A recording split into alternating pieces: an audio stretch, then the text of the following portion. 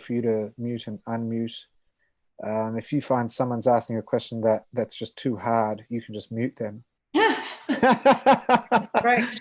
Yeah, we're in this modern era of cancel culture and things like that. We can do all sorts of things to stop people from talking in public. So that's going to be very cool. It's a few minutes past 8, and I thought, well, hang on, everyone's just filing in. Might actually turn off the weight room now.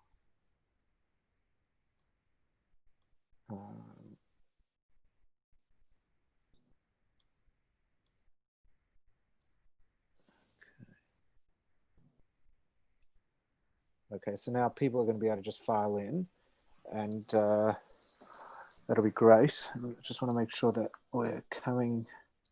Yeah, good. So we've got a few people who have opted just to watch on YouTube. They can put it on their big screen then, on their smart TV, rather than on their phone or computer. So good evening, everyone. Welcome to the Schmooze. That sounded a bit like it already sounds like a stage show. The purpose of this, actually, I went for a walk today with is actually on the chat, and I'm happy to go for walks with anyone because we are allowed to walk with one other person unless things change. But I went for a walk with Mel Lewis today, and we were talking about how I quite embrace my ADD method of learning and exploring. And one thing people often tell me is that what they enjoy more than a lecture is being part of a conversation. There's so much more that you can talk about when topics move along, but when you're anchored to a advertised topic or something like that, you kind of become constrained. You also have a lot of expectations of the speaker, and so by initiating a conversation with interesting people, who knows what can be pulled out of our mind. But we are going to try to stick to a particular area of conversation, but where Nora, Rob, wherever we end up, that's absolutely fine, because it is a conversation and not a Q&A. So if I could ask everyone just to keep their microphones on mute, and then we'll unmute from time to time to expand, as I said earlier. And the reason why I chose Rob and Nora initially to be a part of this conversation is because I've had the good fortune of learning with both of them at different times, and both of them, we took a very conversant style of learning. So with Rob was actually part of a group of psychiatrists that we would have a share, and I used to have to prepare around 10 minutes worth of content, and with that we knew we had an hour and a half conversation on who knows what. And with Nora, I found that generally for a 60-minute share, I only need to prepare 30 minutes because I can never prepare for the questions that she might have or where she may want to steer. So I pretty much just launch with a topic. I make sure I've researched it well, and then I'm fairly comfortable that wherever it spins off, it does. So I thought, why not we just blend the ways that we have naturally learned off camera to being the way that we're going to learn tonight on camera. So I thought maybe we could start with an interesting topic for someone who's looks at the world from the corporate space, and then someone else who looks at the world from the prism of psychiatry, whether actively or inactive or subtly, subconsciously. What I noticed over the last week when the state government came out with the whole mask thing, that we had to wear masks and this date was coming, there was a similar response to, before we even get to the masks, the similar response was to when they said you have to stay in your postcode region. So if you can go fishing somewhere closer, you've got to fish closer. If you can go to a park that's close, you've got to go somewhere closer. And Dan Andrews used language like, you've just got to use your common sense. And he said that, and then everyone was like, well, I live 50 meters away from the beach. I live on the other side of Nepean Highway, but it's a different postcode. Am I allowed to go? Or I've got this park here, but am I allowed to go to that park? Or my children need this slide. Can I go to that slide? And as soon as the government said, use your common sense, everyone said, give us definition and articulate what you mean. And then the other way around was whenever the government says you have to do it like this, that, and the other, everyone says, oh, please, a bit of common sense so we can look after ourselves. And I just find it really interesting why is it that when we're asked to use common sense, we push back, and when we're given specific guidelines, we push back? What is it about people? And is it a reflection of where we are at right now as a Western society, or is this a human condition? Does this play out in other areas? And before I share any Talmudic things, I just thought maybe either of you have some perspective on why people are behaving like this, and maybe they're not, and I'm just dramatizing it. You go ahead, Nora, please.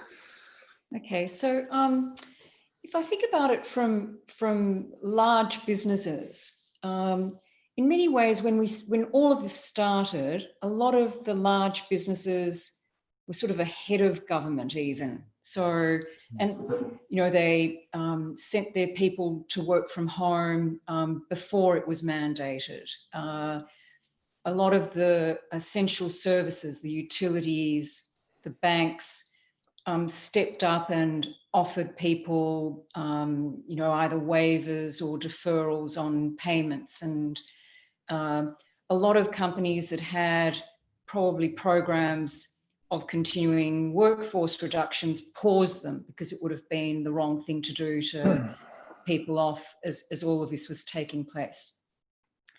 And in a sense, the decisions were easy. They seemed pretty obvious and easy. So you didn't need great definition around rules. In fact, people were ahead of the rules. And within businesses, I think by and large, again, in larger companies, everyone's sort of patting themselves on the back on how well we've done and how quickly our people adapted to digital, how people mobilized. Suddenly, programs that previously would have taken 3 years were suddenly being done in 3 weeks, and how quickly everyone sort of adapted and were able to deliver. And in a sense, as dramatic as the circumstances were, it was sort of easy. Now it's getting a lot harder because the decisions are now not that obvious. So those same companies that paused some of those programs around workforce reductions. So, and they're keeping people on because of JobKeeper or programs like that. So are you doing the right thing by your people by keeping them in jobs that effectively probably don't exist anymore, and delaying the time when you're actually going to be upfront and straight with them? And yes, they will be terminated and will have to go into the market to look for jobs. Are you doing them a favor by not doing that now and delaying it, when in fact, when JobSeeker and all of those other programs start getting pulled, the employment market will be even more competitive, and they'll be having to compete with this tsunami of people coming onto the employment market? Are you doing the right thing by continuing to give people waivers or deferrals on payments of rent or utilities, etc. now? What's going to magically change when in 6 months' time all the support gets pulled and suddenly they're expected to recover to a point where they're going to be able to pay all those accrued liabilities? Do you bring people back to the office? On one hand, people are saying we miss the social interaction and the physical contact, but then they're scared of traveling on public transport. How are you going to manage the workplace? And you probably can't fit the pick. So the decisions are now a lot harder. So if government actually says you can do this or you can't do this, in a sense, it actually takes some of that difficulty out of the equation. So, when the answer seems really clear cut, people are happy not to sort of have the rules. But when they're much harder decisions and what's the right thing to do, and there are so many different people with an interest and they'll be affected differently, then sometimes it's nice to have somebody else take the decisions, I think. So do you think government, it's so interesting because I never looked at it like that the government are actually stepping in because it's become too hard?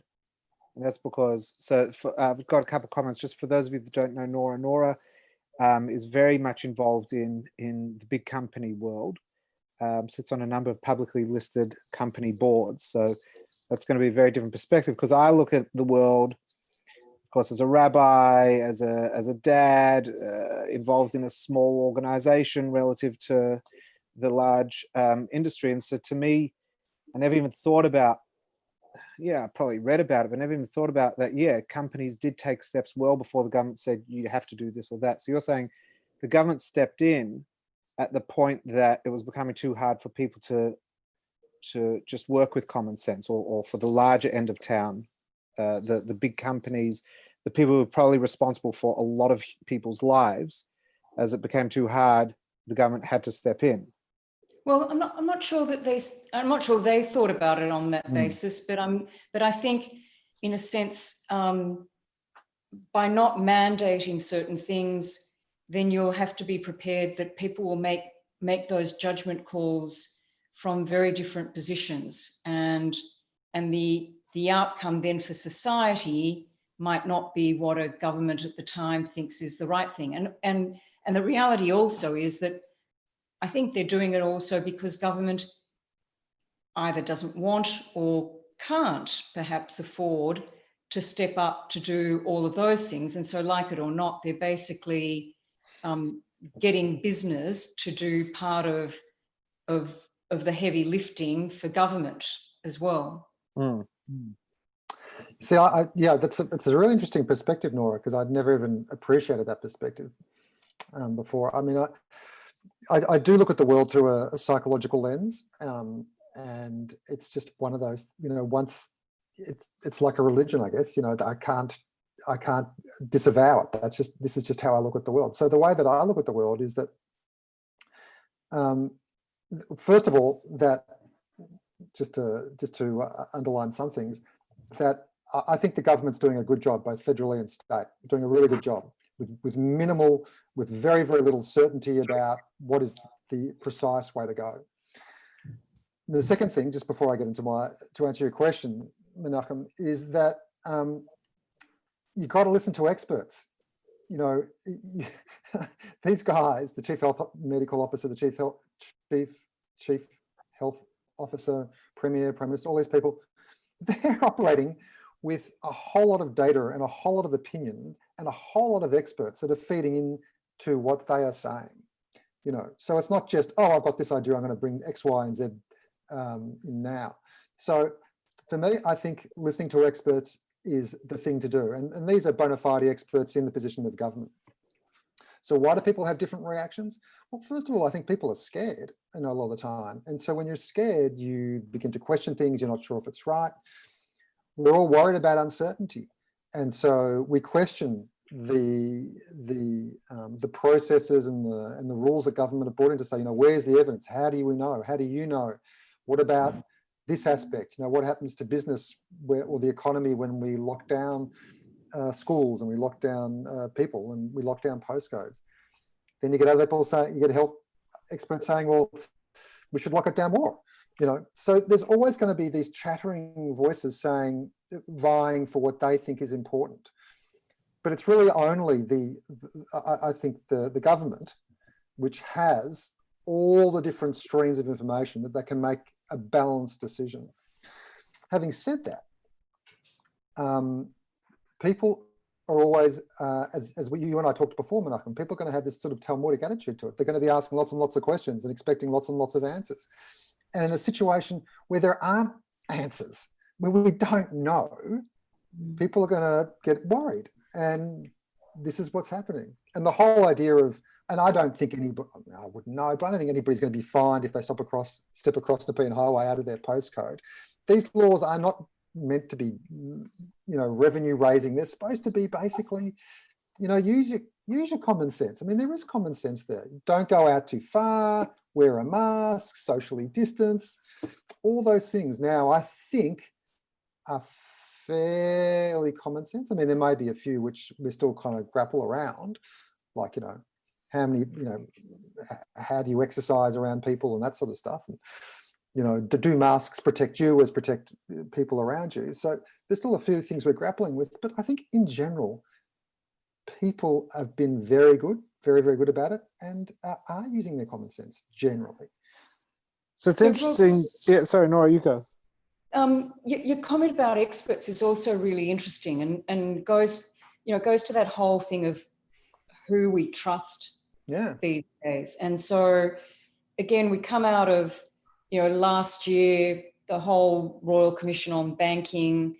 And so, there's this thing called the Edelman Trust Barometer, which comes out every year. And it's actually a global study, and they survey communities all around the world and come up with, who's up or down in the trust sort of barometer. And, as of last year, sort of, government, business, media, both conventional and social media, were all in the gutter. Interestingly, one of the few ones that started to emerge from that, and experts, of course, we've seen what's happened in climate change and those debates, where suddenly the science didn't seem to matter anymore. And I guess that seemed to be much more the case over in the US, say, than here, but we've seen enough of it here as well. So it's who does the society trust to look for? And I think one of the really good things that we've seen in COVID is that actually suddenly government has acknowledged that the medical experts, really have the prime role now to guide us through this. And it'll be that point again when you've got this debate ongoing about, how do you balance the economy versus health? But at the moment, thankfully, the expert has risen again, at least in the medical field. It's interesting what you said earlier, Rob, about will they actually hand out fines, let's say $200 fines for not wearing a mask? And you were saying, well, obviously not, or hopefully not. In the Gemara, there's a discussion about what is the definition of a bloodthirsty court, because we have capital punishment in Judaism.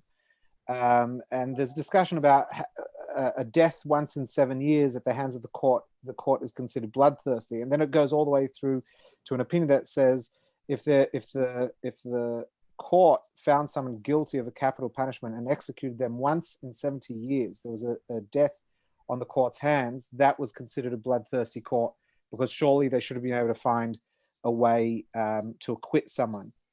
And so the question becomes, and what's the point of a capital punishment system if you're never allowed to actually met it out? Like, if you can't deliver on it and you can't have a really good quality stoning or a good hanging, a bit of barbaric behavior to keep the hordes happy, then what's the point of it? And so some of the commentaries say that actually the purpose of the capital punishments or any punishment in the Torah is not actually to deliver on that punishment, but more to use a language that some people, this is the only language they understand, that the severity of your act is like killing someone, that when you do this, the spiritual impact is so negative that it requires the removal of your whole being from this world. So it's not so much you've done it, now we have to kill you, as much as now that you understand how offensive this is to Hashem, how spiritually negative this is as an energy in the world, to the point that it could lead to a death penalty, can you pull back from such behavior? So it'll be interesting, because I also know Victoria is the most fined state since coronavirus began, and all the fines around the country are being given out by police. Victoria has given out more fines than anyone else. So is the police's role to give out those fines, or is it actually to educate? On the radio today, there was someone saying how instead of giving out fines, give out a mask and explain to people why you should be wearing a mask instead of a punishment for not wearing a mask, like to take a far more proactive, I think it was from the Lib Dems. And I thought that's a very interesting approach, but does that then soften policing? And can society really work on such an empowered, educated way, or actually are humans designed that we actually do need a certain amount of governance? Yeah, I think, laws need teeth. but it's how you police that. Like, when one of my children, her Mikey wasn't loaded and she was on a tram and she got sprung by an inspector, they didn't fine her. They gave her a warning. And now she's 100% sure that she'll always make sure her Mikey is loaded up because of the warning, because of the threat of a fine. And but a law needs the same way with parking fines and speeding fines and all those sorts of things. Look, some of them might be revenue raising, I don't know. But the laws need teeth. Of course they do. But it's how it's policed and how it's enacted that'll be the telling thing about it. It doesn't seem, well, let's wait and see, But it's also a question of intent. So if it's yes. Someone that's, sort of didn't really understand it or didn't think about it or, hadn't gotten round to it, blah, blah, blah. But if it's some of these cases that we've heard about the last couple of days of, the guys who said that they had a medical emergency to cross the border into South Australia, but as soon as they crossed, they went to the pub. So if there's a deliberate flouting of the rule, then I think it is important that it be enforced. I was going to tell you, just if we can come back to the idea of experts, can I tell you, I was brought up by my dear father to always be very suspicious of experts. And I've now flipped. He was famous for telling this joke. He said, there are 3 ways to lose money. He said, the first way is to spend it on your girlfriend. And that's the most pleasant way to lose money. You lose some money, go for dinner, you lose some money. The second way is to go to the horses, the races. And that's the quickest way to blow your money. And the third way to lose your money is by taking the advice of experts. That's the surest way of losing money. So, I grew up in an environment where, don't trust experts. But I think, we really need to, because there are so many chattering voices that you will attach your opinion to whoever you like. It's one of those things. Oh, I like that guy's opinion or that lady's opinion. I'll listen to them. That won't cut it in this environment. You really need to listen to people who have got, I really believe this, our best interests at heart, our welfare at heart. So without trying to sound anti-Semitic, it's very interesting because I don't want to say all Jews, but I'll definitely say that Ashkenazi Jews in the 20th and 21st century have this incredible syndrome of, in Yiddish, the Yiddish word is being an Iberchacham. And Iberchacham is to be smarter, to outsmart and be smarter than everyone else. And there are probably a whole lot of reasons why that is. Maybe it's because as a small community that is so networked with one another, that concept, everyone goes to shul. And so as a 15-year-old, I sat next to a top heart surgeon and I sat next to a top lawyer. And so by the time I was 25, I could call the heart surgeon, no worries, he sits next to me in shul. Or, we all have so many of these ideas. Just parenthetically, there's a mum that told me how much she hates the idea of kids that come out of Jewish day schools. They say, I'm Jewed out. I need a break.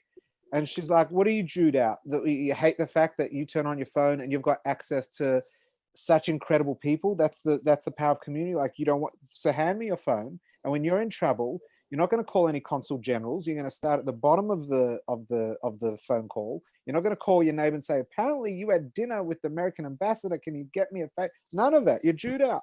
Anyway, so what was interesting was when we went into before the first lockdown, when the rabbis came out and said, shuls have got to close. And they didn't come out to the community, they came out to each other. And there was a lot of discussion. Some rabbis were like, hang on. The government hasn't said we have to close shul. And to close shul, it's not like, save a life, save the world, close the shul. There's a halachic, there's a law, one has to pray in a quorum. And to pray in a quorum requires a space, and you've got to be within a certain square meterage. You've got to be together. So when they said no shul and no Torah reading, it wasn't just closing of tradition. That was, you're using one law, saving a life, to trump another law, which is you have to daven with a minyan, and all laws are equal in some way.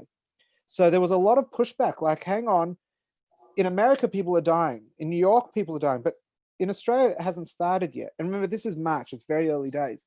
And others were, no, we have to be very preemptive and preventative, and we have to do this. And you know, every rabbi had a whole lot of different doctors on speed dial. I remember I called the head of one of the heads of infectious disease at Geelong Hospital. Her daughter had bat mitzvah at Spirito, and I was like, afterwards, I was like, oh, as if I just called one of the most demanded people in Victoria right now to find out her opinion as to whether Spirito should open or close. But when they did, there was a pushback from elements in the community, which was like, this is over the top. The rabbis are being silly. And then there was another large element that was like, no, the rabbis are not being silly. And I'm putting aside the Rip and Lee group. This is very, very wise and good on them. And that turned into a discussion of, well, are the rabbis specialists? And who are the doctors they're consulting with? Are they consulting with community GPs? What information do they have? And why aren't they sharing that information? There was this really interesting discussion. And then when people found out which doctors different rabbis were talking to, it was like, well, they're not a real doctor. There's a better doctor. You know, it's like, no one wanted to crack the joke, but what do you call the doctor who came bottom of their class? Doctor. So once you're a doctor, you're a doctor. So what's interesting is, at what point are you a professional enough person to be trusted? And in halacha, there's this general idea that if you're a specialist, whether you're the best specialist or a good specialist, you're a specialist. And halacha has to listen, when it comes to issues of life and death, has to understand what the facts are as interpreted by the medical people and not just by statistics. So you need statistics and you need medical advice, and then you can formulate a halachic position. And so there was this interesting situation where people were using their mind to question, but at the same time, their belief system to accept. So while there was one group who did push back and they had ran their shul on Gleneye Road, you had many grumpy people who were like, this is the wrong decision, but we're going to go with it because it's the right thing. So this belief in the specialist is actually cardinal to Jewish legal thinking. But I wanted to ask, do you think, would it be wrong for me to say that a religious Jew lives with so many rules in their life, and some of those rules don't make sense, but a religious Jew may find it easier to keep certain rules, even if they seem nonsensical, because of our lifestyle? Or actually, is everyone wired to be able to keep rules, or those that don't keep rules are wired that way? Rob, in your opinion, and maybe Nora, from what you've seen in the corporate world, the people who try to cheat, are they cheaters, or is it something else that's going on? If I might just jump in. By the way, religious Jews also cheat. I'm not white. I'm not about to say there's a group who's better. I'm just asking about following rules and comfort levels with that. I think when we as human beings have an external pressure or are stressed by a particularly impactful, significant event, we tend to seek the comfort in rules and structure. Because it's the known, yeah, and we also like to find comfort in leadership, and that's why during times of war and so forth, no matter who the sitting president is or prime minister is, their approval rating goes up, because people need a leader for them to feel secure and safe during times of stress. So I think during times of stress, people like rules to adhere to. I think the rules have to make some sense, because what we want, I think, is a sense of control, that we can control our destiny, that we can control getting or not getting the virus. And if we do X, Y, and Z, then we're less likely to get it. So if we really believe in the rule, of course, we're much more likely to follow it, because it gives us some self-determination. Why wouldn't we do it? Yeah.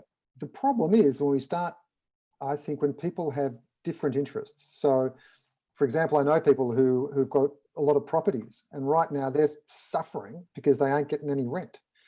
And so they're thinking, these rules are too hard, too harsh, we don't need to follow them. You know, what about all that? That then is where the science of the rules comes up against the emotion and the drives of the individual. Yeah.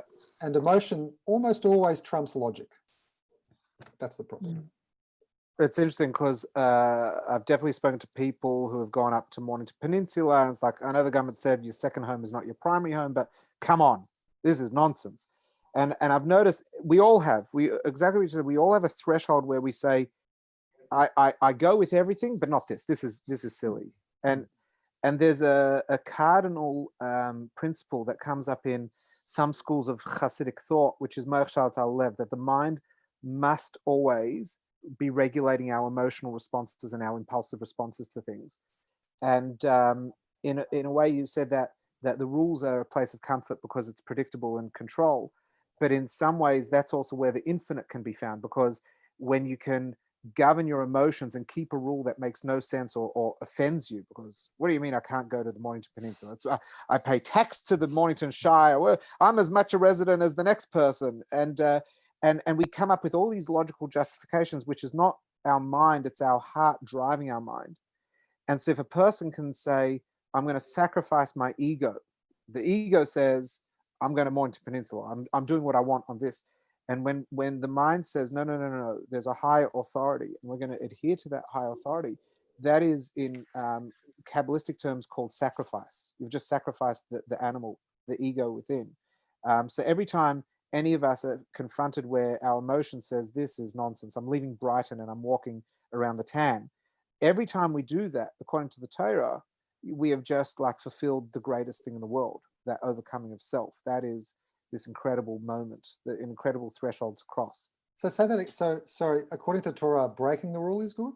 No. Breaking yourself, breaking the emotion that wants you to break the rule because it's illogical.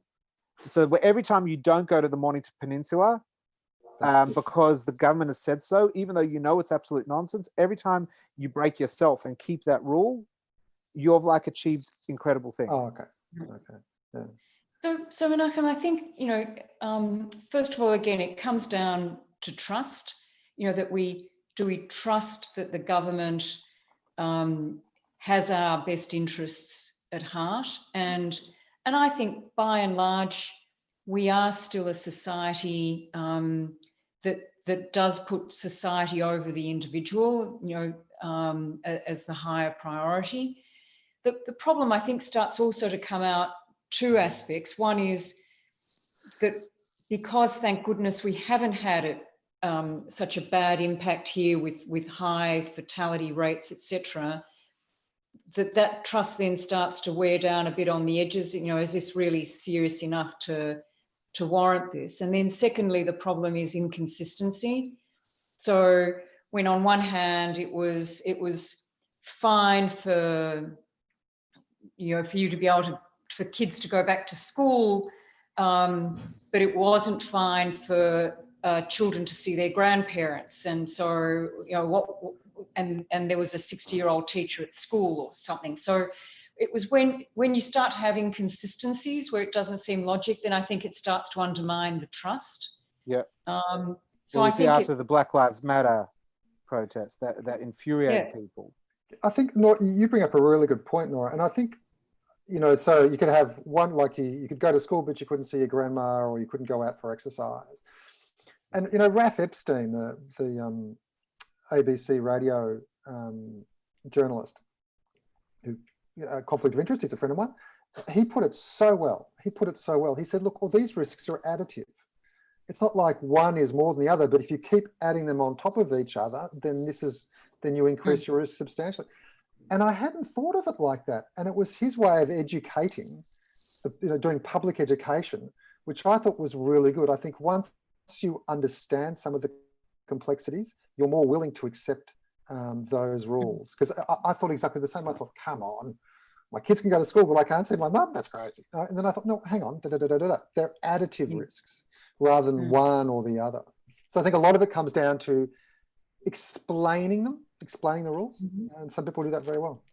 Yeah. Do you think, and I haven't fully finished processing this thought, but I'll put it out there. Do you think that society we don't have a unifying set of values as a society of what we all aspire to live for as a country, as a society? and as a result, when we have these massive existential questions, such as what's more important, the national economy or some people's lives, that then drives a very logical argument of, hang on, we never shut the country down for the flu. Why are we doing it for this? And we start pulling the pieces of research that best support our opinion. And likewise, I want to visit my aging mother. Why are 10,000 people allowed to protest in the city, but I can't do that? Is it the inconsistency, or is it a conflicting of values? Like, obviously someone felt that the protesting about a person's death in America was something that we should possibly risk, or maybe there was no risk. Maybe I've just used charged language. Is there a shortage of national values to help us all say, well, hang on, we all understand this, because ultimately all life is more important than money, or ultimately the national well-being through economy is more important than a few people's lives? Like, are we lacking that as a fundamental set of doctrines or ideas that lie behind our constitution? Or maybe does it exist and I didn't know? Or is it too hard to expect a society to have that? Because I feel religious societies throughout history had that, rightly and wrongly. Go through Christian Europe and other things, rightly and wrongly. But is the West lacking something like that to help us ground our direction and decisions? I'll jump in because Nora's left me a space, and I'm always accused of talking too much, so I'll live up to that reputation. Mate, I think there's a few things about this. One is, I think our common values are pretty strong. I mean, you look at the United States. My goodness, look at the difference in opinions and values and health systems and political affiliations, and how a mask becomes a political statement, for goodness sake. So I think here we're quite different. I think Australians are much more community minded, and I think there's a whole lot of reasons for that. Our history, we all vote, there's compulsory voting, and we take pride in it. I think we are pretty good with looking after our neighbours. We do have the sense of the values of liberty and freedom of expression and following the rules, but not always. And sometimes they come up against each other in some of these rules. But I think more than anything, what this current crisis does, because it's an existential crisis. It's like, in terms of, it's about meaning in life. What it does is it brings these issues into sharp relief. And a lot of people are asking themselves, what are my values? What are my core values? What do I hold dear? What do we need to do as a society? What do we do together, and where are the fracture lines? And that is, if there's one tiny little thing that we can get out of this terrible crisis, is that we are reflecting more on those things, these really important issues that up until now, a lot of people don't think about too much, Yeah. So I absolutely agree with Rob that I think our basic value set is actually shared and strong. And again, look even at the decision Sweden made, sort of to not make basically any change in the way they were sort of going about their business, and and they were prepared to accept a mortality rate that was off the charts, whereas that was never acceptable to our leaders, to our society, and that's what we've followed through on. But within sort of a shared value set, there are still really difficult trade-offs that you have to still make. So again, we might all share the view that that we don't want unnecessary deaths in our society. And here, thankfully, we've had the support packages. Whereas, for example, in the States, in some places, if you ignore sort of some of the nonsense that's going on at the leadership level, but at an individual level, there are people who, even if they are sick, there is no safety net. If they don't go to work, they don't know how they're going to feed their kids or how they pay for a roof over their heads. And so the choices are really stark. And so it's almost the luxury of being able to say, I won't go to work because that's not the right societal thing to do because I might infect others.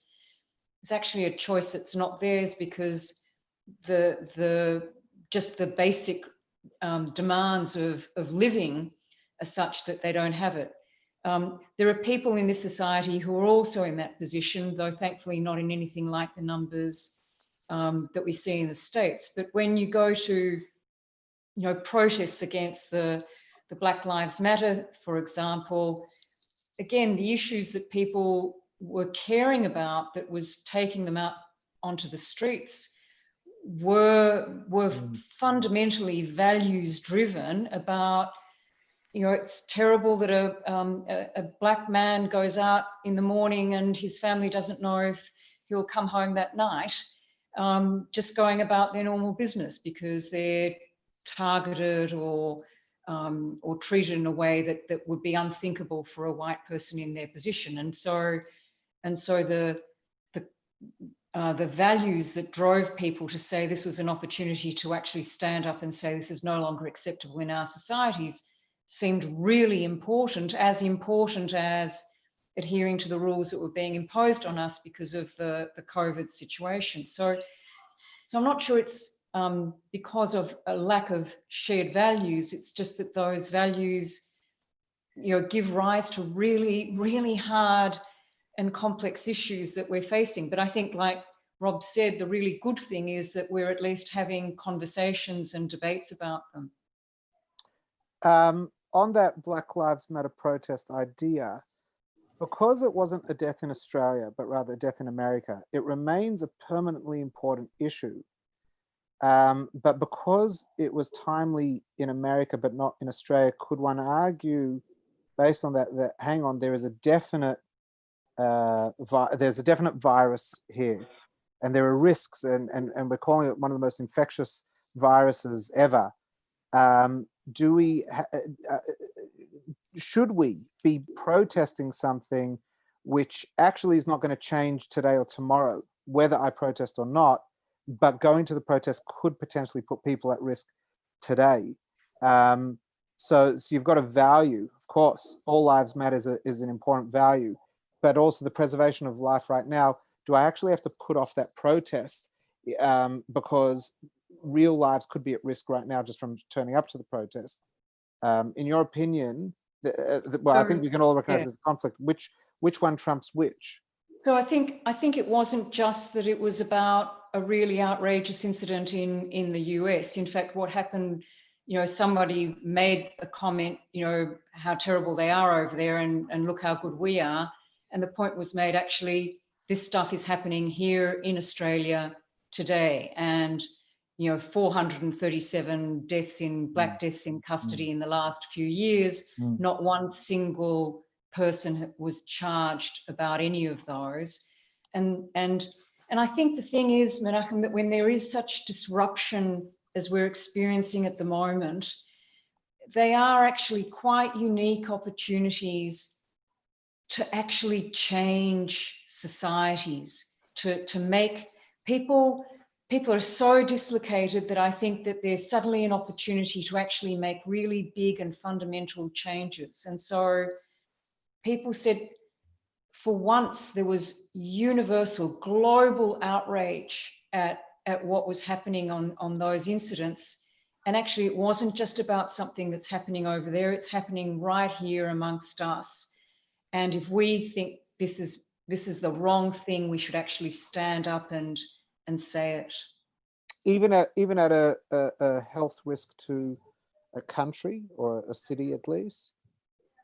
I mean, after the fact, we could see that didn't lead to anything, but I'm not sure if the government permitted it because they knew factually it was safe, or whether it was just a punt that it should be okay, and this is a really important issue. But that aside, at the point where the question was being asked, do you really think that is more important than the real risk of I think who knows, Menachem. So did I go to the protest? No, I thought it was a dumb thing to do. But I did actually drive past where people were congregating. They were mostly, from what I could see, young people, and in a sense, I admired the fact that they felt passionate about something that I thought was important. And they were trying. Most people seemed to have masks at the time when, certainly masks weren't being mandated.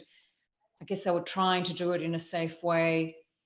I suppose the government was sympathetic to the cause. Was it in the end a sensible thing? Probably not. But the cause was important. I certainly believe that. I'm pushing because I actually myself don't know what I really think on it for the following reason, or the following two reasons, and that is there is precedent this time of the year. In 9 days, we actually have the fast of Tisha B'Av, and one of the reasons why the second temple was destroyed, which the fast of Tisha B'Av commemorates, is because the priests refused to bring a sacrifice that Caesar had sent from Rome. And the reason why they refused it was because the sacrifice had an imperfection on the animal that the Torah says you cannot bring a sacrifice that has this imperfection, this nick on it. And they had this debate. On the one hand, it comes from Caesar, and as it was politically, it was extremely tense. But on the other hand, the Torah says you're not allowed to. And so the rabbi who was in charge on the day, his name was Rabbi Menachem ben Avkulis, and they came to him. Every day there was a different rabbi rostered to answer legal questions on temple service. It wasn't for the priest. The priest delivered the service, but it was the rabbi who was there to interpret situations like that. And he actually said, you cannot bring this sacrifice no matter who it's from. Now, they ended up not bringing it. And when word got back to Caesar, that pretty much set the final wheels in motion that led to the siege of Jerusalem, the sacking of Jerusalem, and the destruction of Jerusalem, of which we've never rebuilt the temple since. And the Talmud says that it's because of the zealous behavior of Rabbi Menachem ben Avkulis that we lost the temple. It's very, very condescending and accusatory that he actually is responsible for the destruction of the temple. And you say, but hang on, that's the law. The law says not to. And the Jerusalem Talmud says, well, hang on, if you're the rabbi in charge, you should be able to understand the bigger perspective here. So that's why I'm uncertain. I'm not sure if I can marry up the two cases. But there's another interesting case that happened in the Kovno ghetto in 1941. In September 1941, there were around 30,000 Jews in the Kovno Lithuanian ghetto. And the Nazis had just invaded Lithuania, and they called in the community leadership of the ghetto, and they said, there are 30,000 of you, and we're going to give you 5,000 white cards. And whoever has a card is going to live, and whoever doesn't is going to be taken away. We're giving you the cards to distribute amongst the ghetto. You've got 2 days to do so. And they had no idea what to do. And Kovno was very much like Melbourne, a very mixed Jewish community, religious, secular, cultured, ultra-Orthodox, progressive, Zionist, anti-Zionist, all mixed together, just a bit smaller. And they decided to go to the chief rabbi of Kovno, who was in the ghetto, and they asked him, what should we do? If we distribute the cards, then we condemn 25,000 people to death. If we don't give out the cards, everyone gets killed. And if we give them out, can we give them to the people we love first? Because we've got the cards, or do we have to, how do we distribute? And there's a whole, and all the questions that were asked in that ghetto were recorded. And after the war, they were dug up. They were buried in cans, and they were dug up and published decades later by one of the survivors of the ghetto. And anyway, so the conclusion is that they had to give out the cards. And it's a very interesting Talmudic, he brings the Talmudic reference why he said they had to give out the cards and why they weren't actually liable. They weren't condemning anyone to death, but rather they were saving lives. But then the community body asked, we're going to give out the cards, but once people find out what these cards are, they're going to bribe, steal, bash each other to get hold of a card, because you'll take a card from a weak person if it means you can live.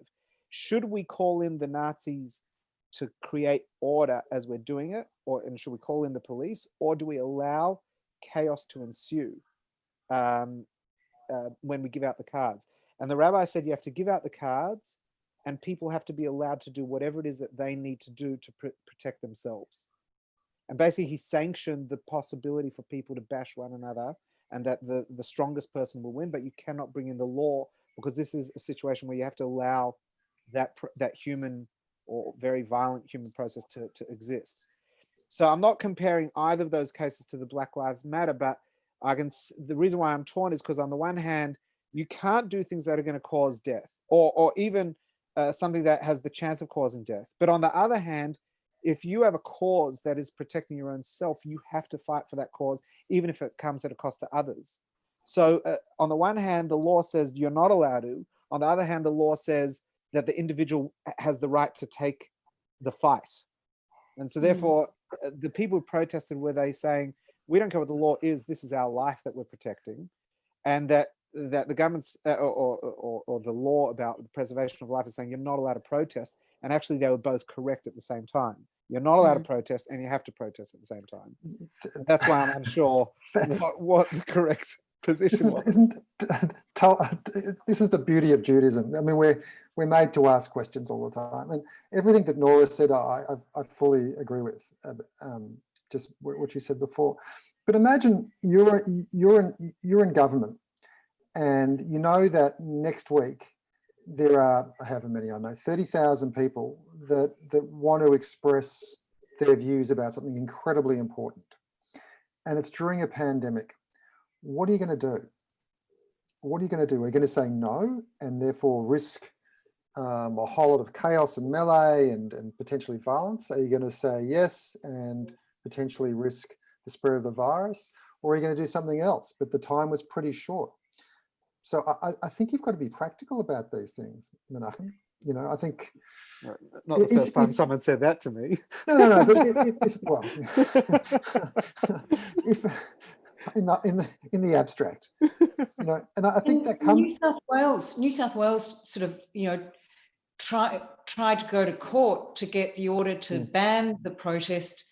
They got it, then it was appealed and it was overturned. So even the courts couldn't, you know, consistently took different views on it as well. They're hard decisions. Well, these are very hard decisions. I thought the rise of AI was going to be the trigger that led to the rise of religion and philosophy and the need to really process our thinking. But I think what's happened in the last 3 months has forced some of the biggest ethical questions that society has faced at one time. Have we lived in a time in history that so many different ethical questions were being presented that had such massive ramifications on every person next door? It's not like something on the other side of the world. It's not Tiananmen Square and now we'll analyze. It's like... Yes, but I tell my kids exactly this. You know, my teenage kids. You know, there would be very few kids in the history of the world that have lived through something like this. I mean, this is of epic proportions, and it will certainly leave its mark on them and probably their kids for the rest of their lives. You know, not just the physical stuff of not being able to go play soccer with their mates, but it teaches, you know, it's a lesson, you know, it teaches them the value of all these things that we've just taken for granted, man, like going out to the park and kicking a ball with your mate, going to school, you know, who would have thought kids would miss school, you know, being able to visit your family, being able to go away on holidays, all these things which we just took for granted. Now they're thinking about those things, and when we are able to do them again, and we'll be able to do them again, I think we'll be doing them with a lot more relish, you know, and my kids will be telling their kids, hey, you know, there was a time when we couldn't leave our postcode. So, you know, if you want to go down to Wellington Peninsula for a holiday, that's pretty damn good, you know. Can I just say one other thing, Menachem? One other thing. Sure. I purposely brought out this book. Is it going around the right? No, it's called Existential Psychotherapy by Evan Yalom. And funnily enough, you know, I had to do a reading group with some of the doctors training to be psychiatrists, and this was the most perfect book to bring up in this time, because it's about the existential issues, about meaning. You know, where do we derive meaning from? What gives us meaning? Because we have to stop work, stop this, stop going out. We've got all this time, and you can fill it with Netflix and whatever. But at some point, you're going to have to ask yourself, what gives me meaning in my life? That's it. And a lot of us don't ask ourselves these questions because they're bloody hard questions. Anyway. You know, it's what you were both saying, especially what you were just saying, Rob, about we're going to remember this. So in the Jewish tradition, we always say, the custom is to do it like this because when we did that, we did it like that. And so I've been joking with a lot of bat mitzvah families that aren't regular shul goers by any stretch of the imagination.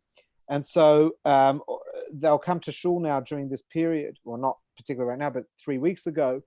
And everything in our tradition in shul has changed. Like the chazan takes the Torah out, puts it on the bimah, reads it, picks it up, dresses it like it's one person does everything. Like there are no call-ups. Like everything's been done differently. And like you're going to get a kid who in 30 years is going to go back to the shul for the first time and say, what's going on? When I was a child, there was one person that did everything. Or when we did Pesach, there was never family around. It was just us. Or high holidays, we always prayed in the garage. Our custom is to pray in the garage with nobody else on the high holidays. Yeah. So this is in a way how customs and traditions are formed. And so we're living in a custom building era. So every Jewish practice we do now, realize they're going to be talking about it. For whatever you did a year ago, no one's going to talk about. Now it's going to be like, I remember COVID. The Zoom Seder. The Zoom Seder. Yeah. And back when rabbis were really relevant. So, they had real issues to address.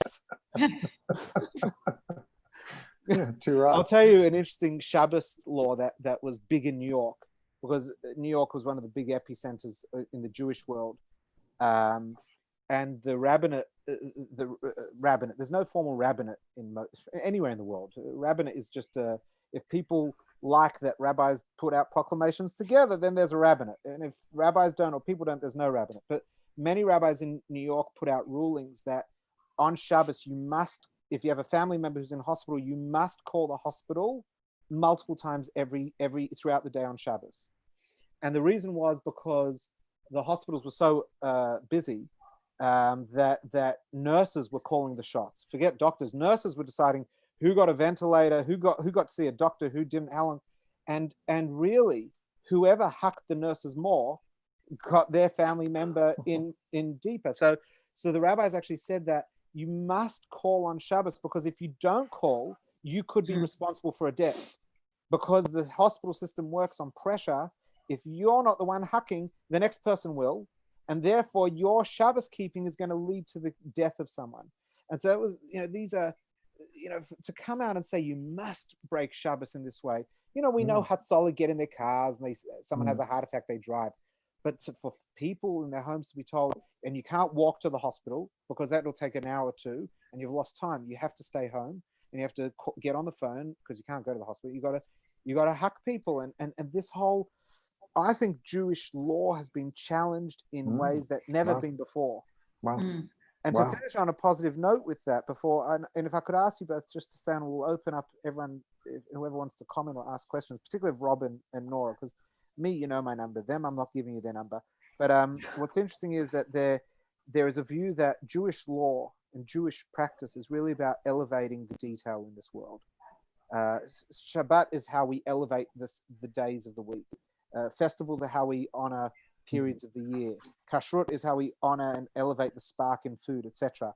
So when you start dealing with nuanced law that has never really been looked at, you're elevating a part of the world that has never been spiritually engaged.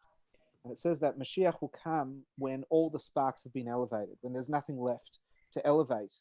And so perhaps through the practices and the challenges that we're seeing today, which in some ways there is no precedent. Like we found precedent for Pesach, but I'll tell you now, there is no precedent for how does a Jewish community do their prayers and shofar if there is no shul open?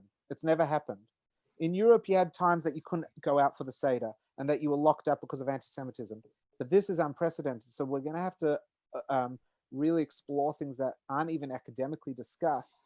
And hopefully in the merit of us confronting these challenges, it's not actually, we're going through a passage of challenge, but rather this might be the ultimate challenge that brings about some sort of Mashiach type turnover in the world where there will be no more illness, there'll be no more destruction, there'll be no more famine, but the world will have reached a point of spiritual alignment leading to physical alignment and social alignment and eternal perfection. So maybe, hopefully, please God. Can I unmute everyone? Rob and Nora, do you mind if I do that? We'll just let everyone. So I'll tell you what, better than unmuting everyone, because someone will have a toilet flushing or a pot, whatever. Just unmute yourself if you want to ask or share. I'm going to be fairly strict not to let people go on long monologues. You can set up your own Zoom and I'll put it on the WhatsApp and you can invite people to your Zoom. But if you have a question or a comment, let's go there.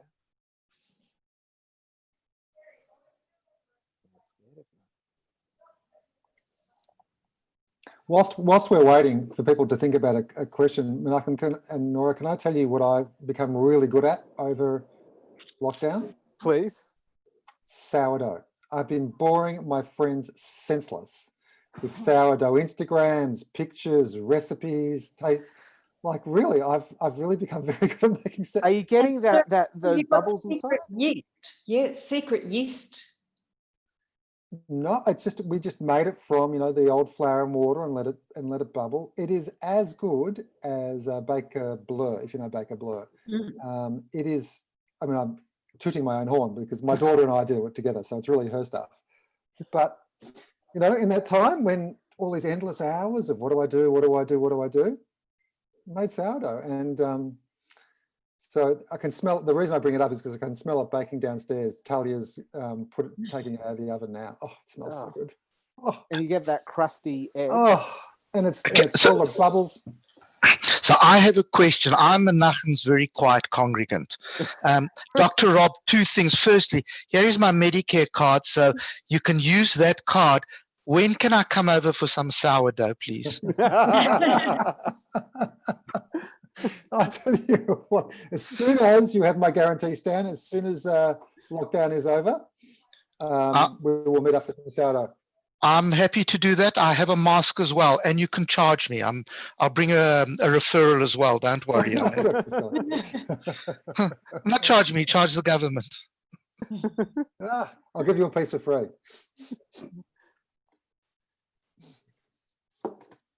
So any questions or comments for Rob or Nora? Or I've got a question.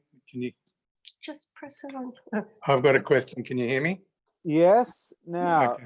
My question is. It's Harry speaking for Nora, and I can't see you. You're on Caroline's phone, but I know it's Harry. Well, turn the gallery on. Okay. Okay. My question is, could Menachem, could you give us a reconciliation of perhaps the religious version compared to what we were hearing about the book, about the meaning you were talking about earlier? I forget the name of the book. Maybe you could repeat that. But sure. Is there a Jewish perspective on what you were saying with respect to the lecture you were giving? Jewish perspective on what Rob was saying, on Rob's medical. Well, maybe you want to tell us a bit more about, if you can summarize in 5 words, the existential views in the book, and then get a comment from Menachem about it. Rob, is that like the student that asked Hillel sum up the Torah on 1 foot, please? It's 500 pages, but in essence, since you asked, it's a great question. So Irvin Yalom, who's one of the paragons of psychotherapy. Anyway, bear with me. This will take 1 minute to get to your answer. So basically, he talks about he goes to an Armenian cooking school. This is the #1 therapist, psychotherapist probably in the world at the time. He goes to an Armenian cooking school. And, the teacher says, put in a bit of this and a bit of that and a bit of this. And he does exactly the same and the students do exactly the same, but it never comes out as good as hers. And then one day he sees, as she's taking it to the oven, after she's instructed the class, she throws in a few extra herbs, a bit of this, a bit of that. And he says, but hang on, you didn't tell us that. She goes, I just thought it needed it, And so he then writes this entire book on psychotherapy about that. It's what we need at a particular time. It's those added extras that are beyond the structures of, working and education and family. All these things are terribly important and are essential, but it's those other little things that give us meaning that we often forget, that we often don't look at, that we often ignore, and yet they're essential for the taste of life. So then he goes and explains that if when you're working with somebody as a therapist, that these are the things that you try and explore, and because they're so layered, almost archaeologically layered in the psyche, it takes a lot of work to try and uncover what gives particular meaning for a particular person. And for me, it's a very trite thing, but for me, making sourdough was really important because it tapped into a whole lot of things. I don't want to bore you with it, but it reminded me of my dad when he used to make sourdough, and I used to laugh at him as a teenager, and it brought me together closer with my daughter who makes it as well. And this connection with a generation above and a generation below, and bringing the staff of life into the house. That's one small thing that gave me meaning. And these are the things that we need to look at, is what he's saying. We need to examine them and value them for what they are. There you go, 500 pages in 1 minute. So Harry, I can't compete with that because that was good. But I can, what would a rabbi without a counter? It's not a counter. Rob, before we came online, was talking about one of Jonathan Sacks's books. So Jonathan Sacks just put out a new book, and it is called Morality. Morality. Now, he's had some very good luck with that book because the first print really hit shelves just before COVID, and lockdowns definitely helped books sell. But then the second print came out at the time of the Black Lives Matter protests. And so, of course, that took them off the shelves yet again, because it is a very, very, it's a very interesting book, and I've read it. And he's got a whole section on the selfishness of self-help. He's quite cynical about the whole pursuit for meaning and all that.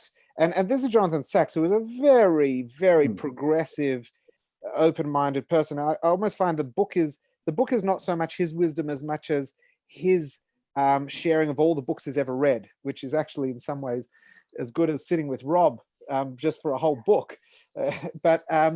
But it's very interesting. He's got this idea of the selfishness of the quest of self-help and the I versus the us, the I versus the we. There is a teaching from the Rebbe Maharash, I believe, and he says that to be able to sit and meditate for 8 hours a day and really transcend and move into different, there's nothing better and there's nothing more spiritual than that. However, the single act of doing a kind deed to another person allows you to access greater heights than any of those meditations ever would. Now, he's not being cute, because we find this a lot in Hasidic writing, that the random act of kindness is more profound than anything else. And this is the works of modern Kabbalah, Hasidism. And so for a mystical doctrine to say a random act of kindness towards another is more important than any meditative, mindfulness, prayerful moment is very interesting, because one must then deduce from that ultimate happiness and the greatest sense of meaning will only be ever attained in the moment that you're selflessly giving to another person. So it's almost when we give up the self that we discover that happiness. The Baal Shem Tov, who is the founder of Hasidism, so I can't reach the book that I want to hold up to the camera. Oh, it just looks like this, but it's different. And he was very much a believer of the idea of that God is everything and God is everywhere. And therefore, where you are is the most sacred space to be. With whom you are with the most sacred person, and the activity or the interaction between yourself and that person, or between yourself and an object, if you realize that there is a spark of the infinite residing within that individual, that object, and that your whole purpose of engaging is to connect with it, then you will live a life of meaning. And so basically we look at everyone and everything, so every bite of food, every time you sit on a chair, every person you engage with, look at them as a part of the infinite, and you'll never be short for meaning or purpose in any moment of your life, all the way through till the very final breaths, where that last breath is so sacred, and those last few people that you see are so holy, and that even the decrepit 105-year-old person who's comatose is as sacred as the 18-year-old spirited person who's just embarking on their quest of life. But Menachem, I think that one of the really good things that we've seen during this period are lots of acts of random acts of kindness, and in fact, people contacting others that they've not had much contact with in recent times, and friends that you might have been too busy with work, etc., that people have stopped and reached out, or neighbours who they realise are living alone, or I think actually I think it's been really noticeable that people have stepped up in that way during this period. And that's a sign of society, which is that when the mud hits the fan, if that is how we rally, then that's a very good barometer that not everything is broken at all. And it is incredible that way that people do rally, and it's not a bushfire. And I find that 2020 has been one of the most incredible years, because since the beginning of the year, it has been uncharacteristically incredible. We have the Aussie bushfires, which happen every year, and I apologize for anyone that's heard me talk about this, because I'm really moved by this. We have bushfires every year, but it doesn't mean that Oscars focus on it and Americans start donating money. Like hundreds of millions of dollars in charity to a country. We're a first world country. What do we need anyone's charity? And yet there was this outpouring. And then we had the coronavirus, and that impacted the whole world. And there was this mass willingness, by and large, to stay home and do selfless things like not work and compromise our income for the greater good of society. And then with the Black Lives Matter protests, we had this incredible outpouring and conversation around the value of life and people's and cruelty and racism and bias and many people have been killed. Many police have killed people. Many white people have died. Many black people have died. Many gay people. Everyone has their turn of being persecuted. But for whatever reason, this one caught the attention of the world, and the response. There was this resounding response of, "We can't allow this." Now, these are incredible mass acts of kindness of spirit, and even, as you say, kindness in effort. And I think there's something really magical going on in society since the beginning of this calendar year, which is again, hasn't happened like that year in, year out. There's lots of goodness in the world, but not like what we're seeing today. So it's 9:15. Any other comments before I say my thank yous? Okay, so I just want to say, firstly, thank you so much to Rob and Nora for trusting. We talk about trust, for trusting me that we could just have a conversation without any script, without any directive, and only just a general area where we'd go. I truly feel like it was almost the same as when we have our shiurim. I hope that everyone else enjoyed. We're going to do this again next week. I'm going to have other people, completely different subjects. And tomorrow at 12:30, we have our context and meaning conversation, which is where I'll be exploring this week's parasha like I would if we were in shul. Normally we read the Torah, and then whoever's in shul, we just really hash out what have we just read, and all questions are permitted, and you don't have to like what's there, and I have to try to help explain text, and it's that. It's not in text, but we're going to look at the texts. So that's 12:30 to 1:15 tomorrow. So hopefully that's during your lunch break or lunch time or whatever it is, but just a bit of meaning. But we'll do this again next Tuesday night at 8 p.m. And thank you everyone for tuning in.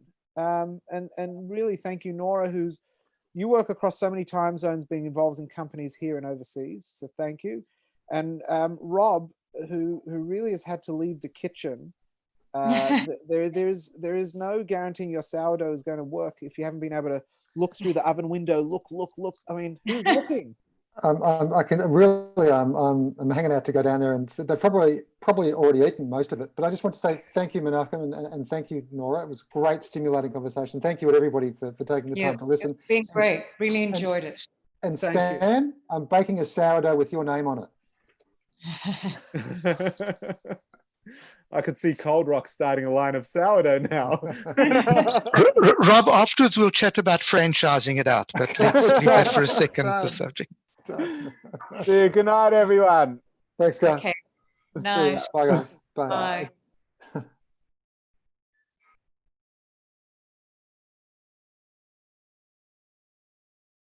See you, Mel.